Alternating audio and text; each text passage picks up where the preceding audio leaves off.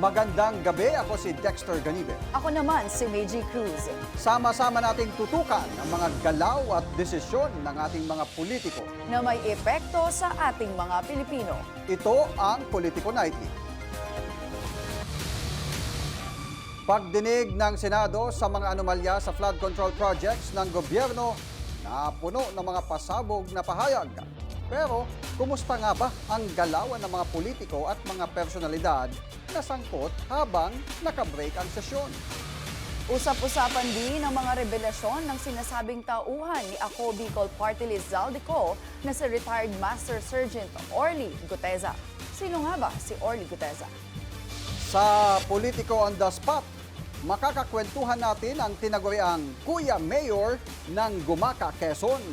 Siyempre, hindi mawawala ang ating politiho. Isang lady boss sa gobyerno na may secret affair. Nga ba sa isang pamilyadong Yusef? Eksaktong alas 9 ng umaga kanina nagsimula ang pang-anim na hearing ng Senate Blue Ribbon Committee. Nag-detonate ng kanyang bomba si Engineer Roberto Bernardo na sinigundahan ni Orly Guteza. Pasado alas 12 ng hapon nang mag-break ang sesyon o yung hearing, bumalik ito pasado alas 2 na hanggang ng alas 5 ng hapon tumagal ang nasabing hearing. At ano nga ba ang mga eksena noong lunch break at pagkatapos ng hearing?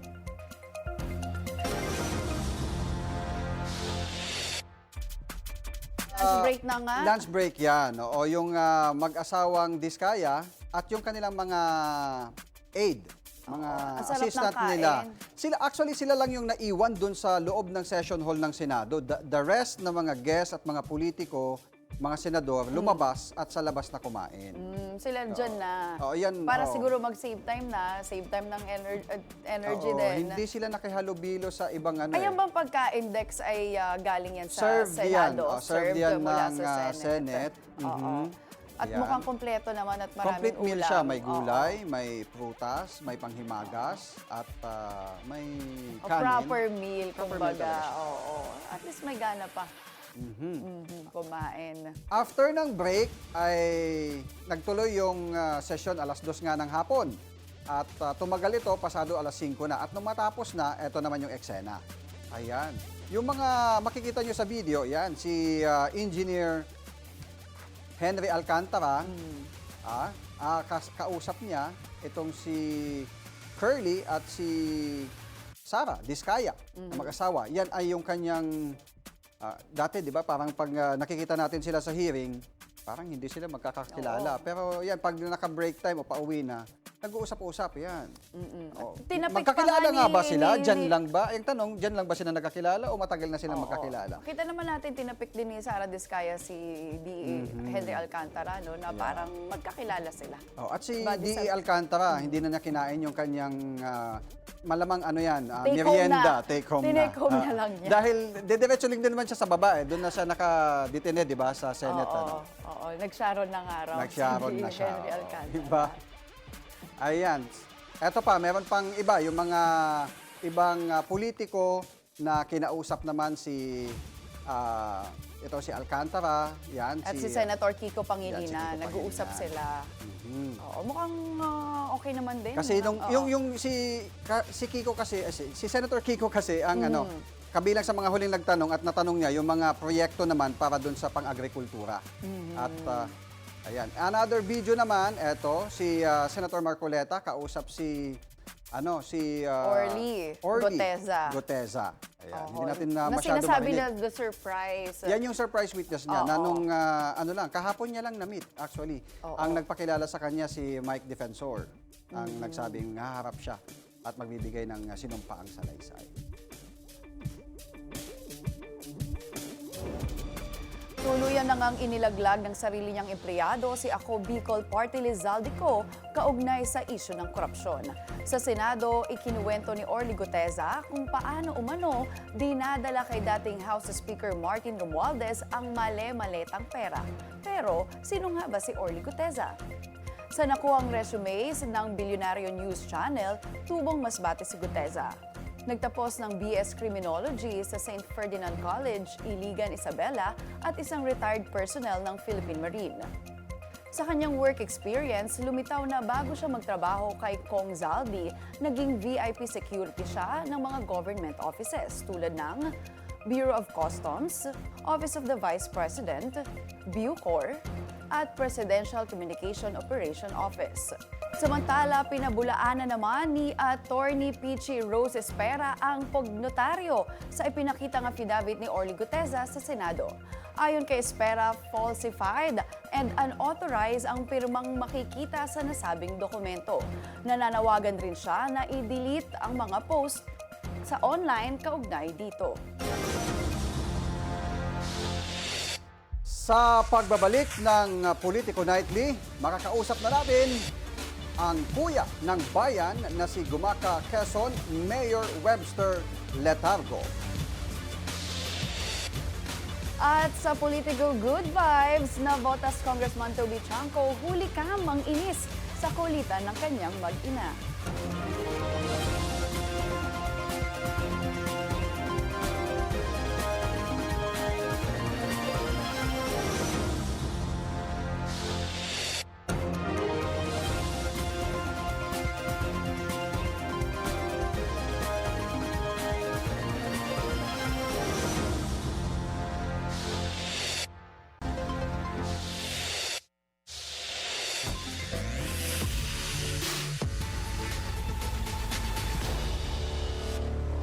Kuya ng bayan, ganyan kilala ng mga taga-Gumaca, Quezon, si Mayor Webster Letargo.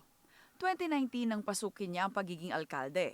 At mula noon, naging champion siya ng good governance, hindi lang sa Gumaca, kundi maging sa buong lalawigan ng Quezon. Tumakbong alkalde dahil sa sigaw ng mga residente ng bagong leadership.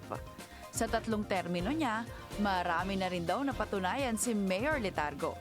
Resibo niya ang mga nasungkit na mga awards mapa-local man o national government. At para sa Politico on the Spot ngayong gabi, makakakwentuhan natin all the way from Gumaca, Quezon, si Mayor Webster Letargo. Good evening po, Mayor. Kamusta po kayo? Magandang gabi po. Magandang gabi po sa inyo. Magandang gabi po. Ayan, Salamat po. Mayor, unahin na natin dahil papalapit na itong bagyo dito sa may bahagi ng Bicol Region at maaaring umakyat pa dito sa may southern tip ng Quezon. Ano po yung mga paghahandang ginagawa po ninyo dyan sa inyong bayan? Kahapon pa lamang naman po ay nakapaghanda na kami with the advice also of our governor at suspended po ang klase, all levels ngayon. Bukas po hanggang government offices. Meron na rin po kami mga preparation for evacuation. Actually, may mga evacuees na po kami, mga 47 families. Nakapaggawa na rin po kami ng mga pre-disaster risk assessment. Pero sa pagtaya po ngayon, although signal number 2 kami, hindi pa naman ho bumabagsak yung ulan. Bukas pa umaga yung talagang pagtama. Medyo bumaba po yung dadaanan ng bagyo kaya hindi po kami uulanan ng marami ayon po sa pag-asa at ayon po sa ibang mga siyentipikong pagtataya. Kaya hopefully po tuloy-tuloy na gano'n ang mangyari sa aming bayan. Mayor, no, I understand din na lagi din po kayo na napupunta, nabibisita dyan ng bagyo. Naka-recover na po ba ang inyong lugar sa pananalasa ng Typhoon Nando? At ngayon na nga po, papasok na naman tong Typhoon Opong. Opo, ito po ay actually ay panahon ng pagbagyo. Kaya lagi naman ho kami, actually our MDRRM ay multi-awarded.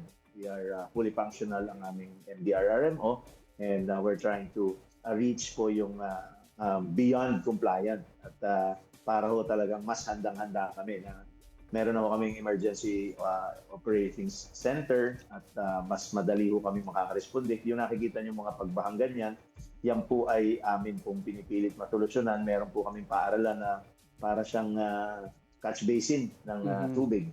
Kaya po talagang tinatamaan po ng mga ganyan. Basta umulan lang ho. Ulan lang ho, hindi ho basta bagyo, kundi ulan. Binabaha po yung lugar. Binabaha na talaga, oo. Pero Mayor, meron bang mga mga flood control projects na ginawa dahil madalas nga kayong binabaha? Opo. Meron po kaming barangay, kaunting ulan ay binabaha, barangay Mabini. Pero nagkaroon ho ng multi-year project ang aming congresswoman noon, Dr. Helen Tan, tinuloy po nung anak niya ni Congressman Attorney Mike Tan. At ito po ay naging very effective. No? Yung Hindi naman nakikita niyo, substandard, no? Mayor. Hindi po, hindi po. Well, so- hindi naman po ako nakakapag-check niyan, but still it's working. Hindi po binabaha yung lugar. Kung nakikita niyo po sa picture, yan naman po ay nakuha namin sa Kalahi Seeds. Napakaganda pong project niyan, maliit, 3 million, pero kita niyo kung gaano kahaba at kaayos. Mga barangay po ang gumawa. Marami ho kaming, yan po, yan yung nakikita niyo yung picture ngayon, yun yung binabaha at now wala na because of that flood control project mula sa DPWH. Yan po yan. Ayan. So masasabi niyo po na walang ghost projects, walang substandard project dyan sa Gumaka, Quezon, Mayor? Well, yeah, yung ghost project po, wala talaga ho. Wala ka tayong nakikita rito. And nag-usap nga kami ng district engineer ng DPWH and he mentioned to me na hindi daw sila tumanggap ng mga ganong mga projects. So I don't know kung paano yun, but I think it's being offered. Siguro nanonood naman ho tayo sa mga pagdinig no, sa Senado, sa Kongreso. Sabi ho ng DE, hindi ho nila tinatanggap yun because medyo hirap pa ho doon sa pag-design ng mga ganon. Alright, so Kung mark ano mga- safe ang Gumaka, Quezon. Alright. Safe ka na. Oo. Mayor, last term nyo na po, bilang isang mayor, ano po yung mga priority project na gusto nyo pong magawa pa? Una ho, yung trabaho ng mga kababayan natin, mapaunlad pa rin yung agrikultura, yung pangisdaan, mas mapaunlad pa rin yung aming mga negosyo. Marami pa ho tayo dapat mga pumasok na negosyo na makapagbigay ng trabaho. Mas mapaisaayos pa ang mga kalsada pamunta sa farm to market roads namin. Kaya lamang ho, ito talagang aming Maharlika Highway. Lagi po namin kinukulit ang aming DPWH na sana mapagawa na po nila, maiayos nila. Ganon din po yung aming yung relays na nag-cross sa aming bayan ay hindi pa rin umaayos ng PNR. Kaya sana naman nakikita natin ang laki-laki ng mga bilyon-bilyon na mga programa na nasayang. Sana naman makabahagi kami para yung dinadaanan ng mga papuntang Bicol mas maganda na at mas maayos. Ayun. Sorry, Ah, follow yes. up na lang, Go Mayor, ahead. dahil last term mo na, ano bang plano mo sa next 2028 elections? Ano bang po ang tatakbuhan ninyo? Wala na ho. Okay na ho ako. Even my family, wala po kami, hindi namin pinalano na may susunod, may papalit, may magmamana. Nagawa ho namin yung trabaho namin dahil ang leadership style ko naman po because I'm a worker. I've been working in the Senate, Congress, in the Governor's Office as Chief of Staff. Trabahador po ako. So kung ano po yung ibigay, yung gano'n na lamang po. Pero hindi po para mangarap pa ng iba pang posisyon. Bakit nga ba kayo tinawag na Kuya Mayor? Mabarkada ho ako eh. Mabarkada ako Ayun. sa mga tao. So Kaya- parang tropa-tropa yung Mayor. Yung, Opo. Gusto ko hong ipakita sa kanila na ang mayor hindi dapat ilagay sa pedestal na parang hari. Ang mayor, barkada mo, pwede mong lapitan, madali mong hanapin, madali mong Yun. kausapin. At yun po yun. At nakikita ko po, may suot po kayong jacket na Mayors for Good Governance. Kasama po ba kayo sa Opo, grupo? part po kami nung nag-umpisa nito with Mayor Benji and other Anong mayors year for po good kayo governance. sumali, Mayor? Sorry. Nung umpisa pa ho, if I'm not mistaken, 2023 when we started this or 2022. Pero alam niyo po, noon, nag-iimbita po ako sa lahat at sa amin naman ang idea namin ito is kahit naman hindi ka naman purong-purong sa good governance, siguro gustuhin mo, mapupunta ka rin doon. Maraming hindi sumasali. Pero ngayon parang dahil uso siya, maraming sumasama. Pero para sa akin, sana makuha pa rin namin sila para mas dumami pa ho yung ganitong paniniwala. Tuwing Mayo ang inyong festival dyan, Mayor. Invite Yes, our viewers na Aranyat bumisita sa Baluarte. Gumaka. Opo, pag May 15 po, Aranyat Baluarte. Ito po yung piyesta ni San Isidro, piyesta ng aming mga farmers, napakaganda po niyan. Dahil meron po kaming aranya at baluarte na mga nakasabit yung aming mga ibinibigay sa mga tao na mga prutas, gulay. Ang ganda po ng disenyo niyan. Meron din po kaming piyesta ng aming bayan, November 12 and 13. Ito naman po ay kay San Diego de Alcala. We are a diocese ng cathedral po yun sa amin. So talagang pinupuntahan din po kami at napakaganda po ng aming simbahan. Napakaganda rin po ng aming yung aming fortress, yung Castillo na ginawa pa ng panahon ng Kastila. Alright, malapit na. Dexter, Yan, November. oo, Baka November pwede tayong pwede. pumunta dyan. Oo. Alright, Mayor. Opo. Ito Eto. our last question. Magbigay po kayo ng isang nightly routine ni Mayor. Ako po, I play pickleball ngayon. Yun ang uso sa buhay ko ngayon. So every night, pag may oras, I play pickleball. And then after that, I sign documents po yung mga naiiwan bago po mga 10 o'clock bago pa makapagpahinga. So, Ayun, yun sa po. trabaho ba? Ang sipag naman ni Mayor, no? Matutulog na lang, pipirma pa ng mga Kami po ni documents. Justin, naglalaro po ng pickleball. Ayun, Maraming active. salamat. Ayan, Mayor, thank you very much for your time. Thank you po. Thank you po. Thank you po talaga. Si Kuya Mayor. ang Si ating- Kuya Mayor, nakausap po natin, no? Sa aming pagbabalik, makihula sa ating Politiho. Sino nga ba o sino kaya itong USEC na laging extra baggage sa business trip ng isang top government executive? At sa Politico Good Vibes, nabotas Congressman Toby Chanco. Trending, hindi dahil sa issue ng flood control, kundi dahil sa pangungulit ng kanyang mag-ina.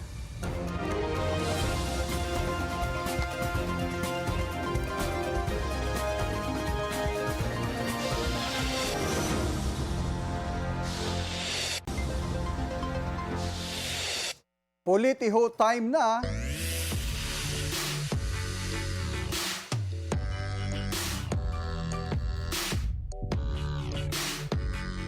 Sino itong lady boss sa gobyerno na may secret affair daw sa isa ring mataas ang posisyon sa gobyerno? Ang siyeste, pamilyado si government official. Ayon sa ating source, nasa malayong probinsya raw kasi ang misis nito na isa namang lokal na politiko. Kaya Uy. bilang pamatid sa malalamig na gabi, si Lady Boss ang pumupuno ng kanyang pangangailangan. Travel buddies pa nga raw ang peg ng dalawa, lalo na kapag may business trip si Lady Boss. Uy, extra baggage. Oo. Oo. Hindi kaya kasi laki ng mga maleta na pinaglagyan ng pera. Milyon-milyon. Oo, ng basura pala. Basura. May pera sa basura. Kung saan matik na ang authority travel para maging extra baggage naman. Ayun na nga. Matik na. Gayong hindi naman sila pareho ng opisinang pinagtatrabahuan. Kaya ang malaking question mark, sino ang may sagot ng travel expenses ni Guy? Oo nga. Eto Sino pa. kaya, no? Yung guy kaya o itong si Lady Boss na Ang baka mas gumagastos. mataas ang posisyon. Depende siguro kung sino mas mataas ang posisyon sa kanila. Ito pa, mayroon pang isa. May dati umanong karelasyon si Lady Boss, pero nagkahiwalay sila dahil thunders na yung lalaki. Ay, ganon. Anong clue? Si Lady Boss, paborito daw siya ng kataas-taasan. Habang si Lover, na government official, makikita sa issue ng anomalya sa flood control project. Ayun. Connect pa rin, no? Flood control Connect. project. Oo. Lalo Kasi- na siguro yung mga departments nila. Konektado. Correct. Pag flood control project daw, the sky is the limit. Uy, pero name your Bryce. May baon inupisahan na natin ang ating good vibes. Siyempre, bago tayo magtapos, may baon kaming pag-good vibes sa inyo. Eto bagamat super supportive si Navotas Congressman Toby Chanco sa mga trip ng kanyang mag-ina, tila hindi na kinaya ni Kong ang kakulitan ng dalawa. Sa video, makikitang tahimik na lang si Kong na nakikinig, habang panay batuhan ng kulitan si Mrs. at ang kanyang only child. Pero kung may KJ vibe si Kong, meron rin naman siyang malaking player moment sa kakulitan, kung saan easy lang na mapasayaw ni Tommy si Kong Toby. Ayan, no? O, Ang yun galing naman. pala mag-bodots ni Kong. Oo. Dayang-dayang. Dayang-dayang. O, Kaya mo diba? yan? Oo, dayang-dayang. O, Ayan, ayan sa na. mga probinsya, sinasayaw yan. Sa susunod, magsasayaw na ng budots tsaka dayang. Wag, baka manalo ka. Ha? Ganun. Ay, maraming salamat sa inyong pagsama sa amin ngayong gabi. Ako po si Dexter Ganibe. Ako naman, si Meiji Cruz. Hanggang bukas dito sa Politico Nightly.